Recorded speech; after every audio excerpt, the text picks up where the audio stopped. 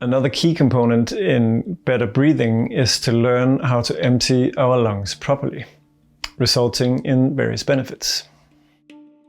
Tibetans have for millennia used stretching and breathing exercises to expand their lungs and through that improve their fitness, mental health, cardiovascular function, and actually extending life. And science has now shown that lung size is actually the greatest indicator of lifespan. It's not genetics, not diet, not exercise, but lung capacity. Larger lungs simply equals longer lives. And Western medicine has always thought that lung size was static and couldn't be changed, and that this was the case for all internal organs. But the ancients have known otherwise, and today modern science is starting to have the same realizations. So the lungs shrink about 12% from the age of 30 to 50 and continue their decline even faster as we get older.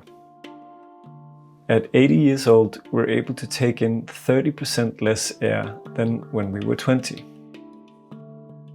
We're then forced to breathe harder and faster, and these breathing habits lead to the chronic problems we've been covering so far, like high blood pressure, anxiety, and immune disorders.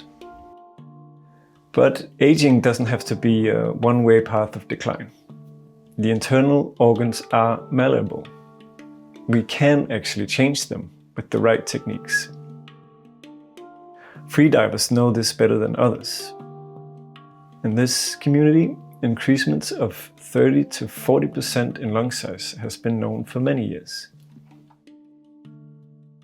Carl Stau, a choir conductor born in 1926, figured out that a proper exhalation to help get rid of stale air in the lungs was just as important as getting air into the lungs. Now, the diaphragm is the muscle that is in charge of our exhalation. Most of us use it too little, engaging a too small range, resulting in disorders like elevated blood pressure and circulatory problems.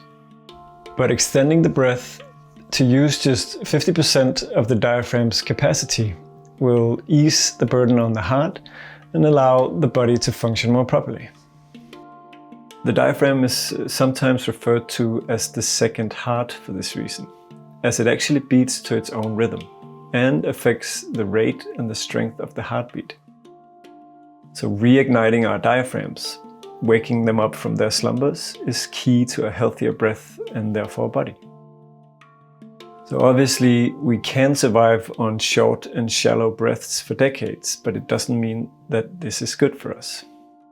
In the long run, it will cave in the lungs and lead to high shoulders and the neck extended posture, common in those with asthma and other respiratory problems.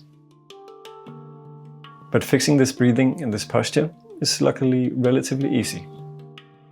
Below this video you'll find an exercise that helps in this regard. The strain on the lungs and diaphragm in this exercise equals that of the strain during a hard workout, which is what makes it so effective. And the purpose is to get the diaphragm accustomed to this wider range so that deep and easy breathing becomes unconscious. And so the amount of air that enters us equals the amount of air that leaves us. So the body is able to perform all its essential functions with the least exertion. I really recommend you to try it out for yourselves and see.